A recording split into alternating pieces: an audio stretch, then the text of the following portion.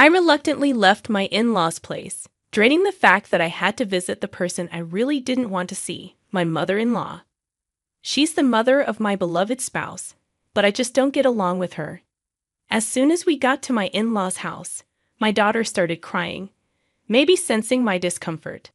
The more I tried to calm her down, the louder she wailed, almost as if she could feel my frustration.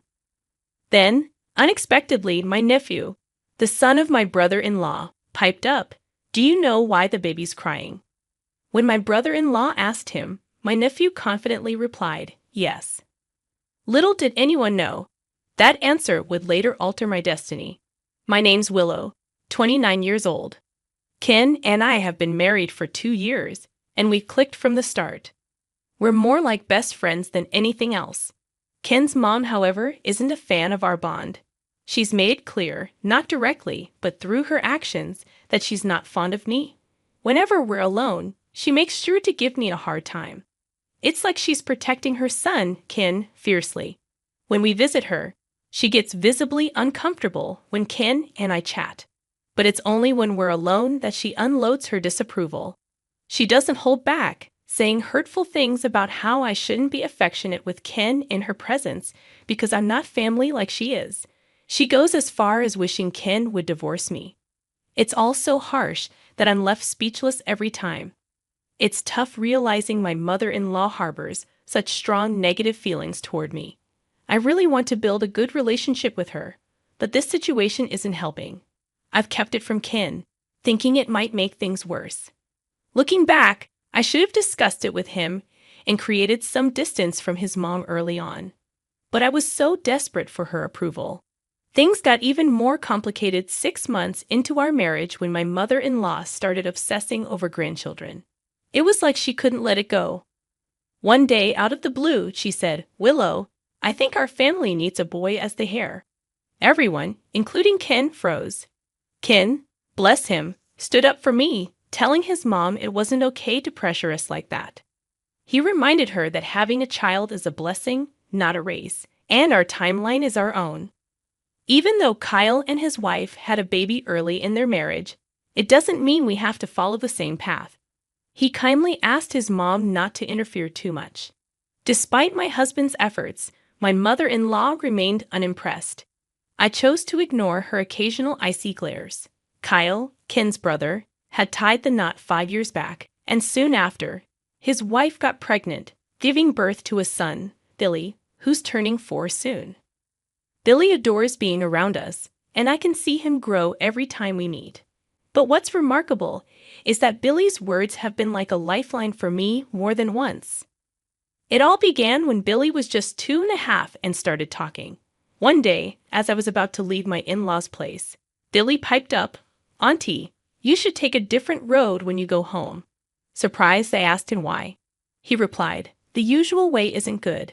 Take a different road." So I followed his advice that day. My husband had been drinking, so I had to drive. As I drove home, Billy's words echoed in my mind, leading me to take a different route. The next day, I was shaken to the core when the news reported a major accident on the exact road I was supposed to take the day before. I dropped the mug I was holding in shock. When I recounted my conversation with Billy to my husband, he dismissed it as mere coincidence. But Billy's comments continued to unsettle me. He never showcased his abilities in front of my husband or mother-in-law. It made me wonder if he possessed some kind of magical powers. One day, I decided to confide in my brother-in-law, Kyle. "Kyle, can we talk about Billy?" I asked, noticing a flicker of understanding in his expression. He took my arm and led me away from the others, speaking in a hushed tone. "What's going on with Billy?" he asked. "Well, maybe it's just a coincidence, but Billy has saved my life a couple of times," I confessed. "Saved you?" Kyle's eyebrows shot up in surprise. "Yeah, from accidents and other situations. I was thinking maybe Billy has some kind of special power," I explained. "I see. So you've noticed it too," Kyle nodded.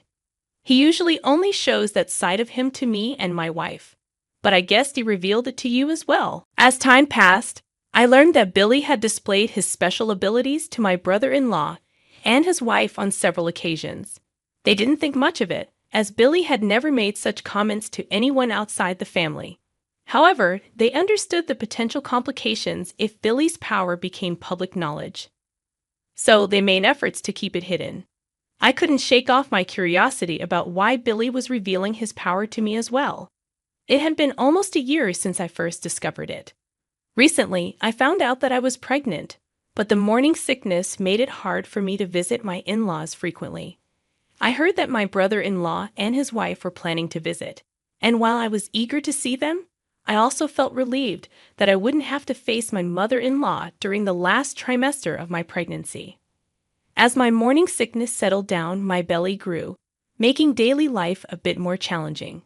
Going on maternity leave should be a time of preparation and anticipation, but for me, it came with a barrage of calls from my mother-in-law. Every day, without fail, she'd ring me up, demanding to know if I was taking the supplements she sent.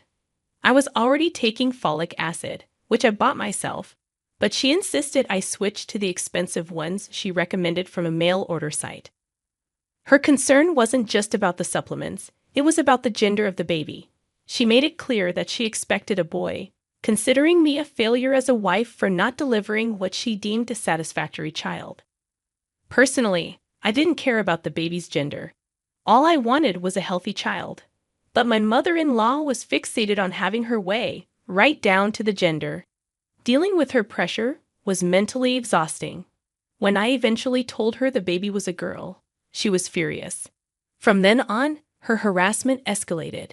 She insisted I take the supplements she sent, bombarded me with books on preparing for a second child, when I hadn't even given birth to the first one yet, and continued her daily calls. Her words turned increasingly cruel, filled with heartless abuse. She called me a worthless wife, regretted allowing us to marry, and even suggested I divorce her son. It was relentless and deeply hurtful. After giving birth, I found myself worn out both physically and mentally, haunted by my mother-in-law's hurtful words. I couldn't bring myself to tell my husband how much they were affecting me. I didn't want to burden him. But more than that, I feared any backlash from my mother-in-law.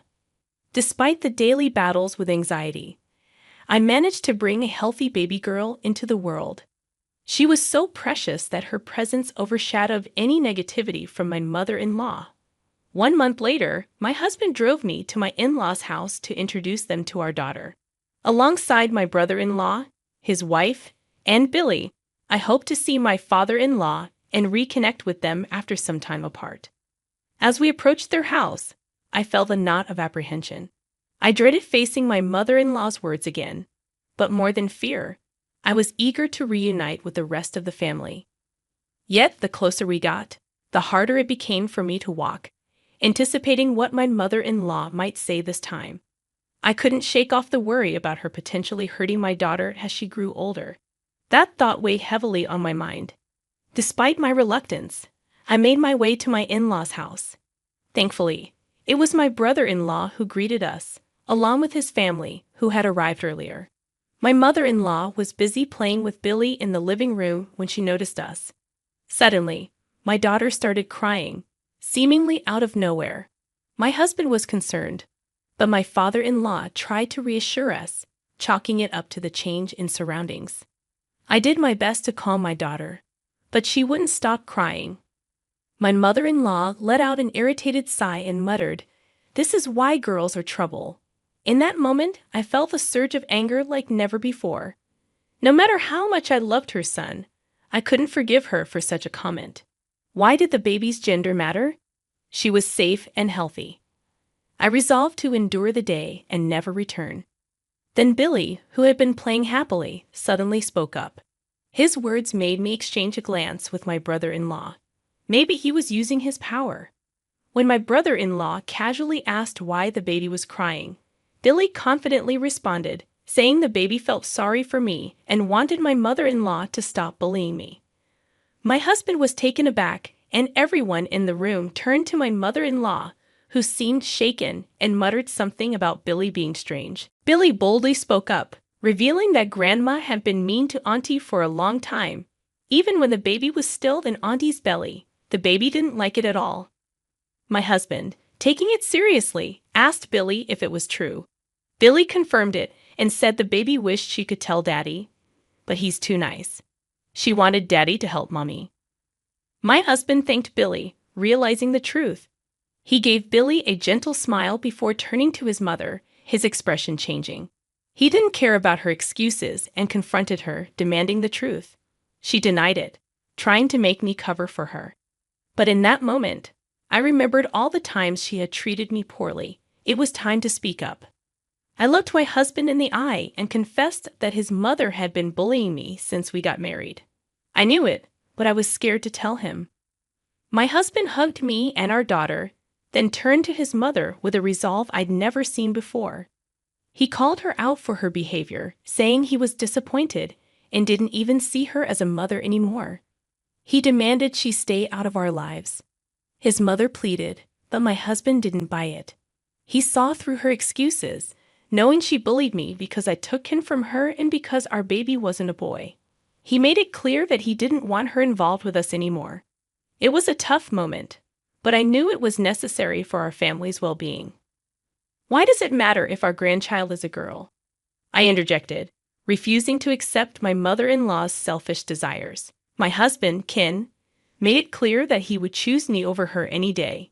He didn't want to continue a family with someone like her. My mother-in-law pleaded with Ken, begging him not to cut her out of his life. But he stood firm, looking at her with disdain. He reiterated that he was cutting ties with her, just as he had said. It was a heartbreaking moment, but necessary for our family's peace and well-being. In response to my husband's decision, my father-in-law and brother-in-law also chose to cut ties with my mother-in-law. My father-in-law even forced her to divorce him and leave the family home. With no money or place to go, she had to return to her parents' house. However, there, she was treated more like a housekeeper than a family member. It seemed like karma had caught up with her, and she was getting what she deserved. Meanwhile, we continued to visit my father-in-law and brother-in-law, maintaining good relationships with them and their families. Billy's magical abilities seemed to fade over time, and he rarely mentioned them anymore. Some say that babies and animals can sense things adults can't, but whether that's true or not, Billy's words had undoubtedly saved my life. Thanks to him, I'm now living a happy life.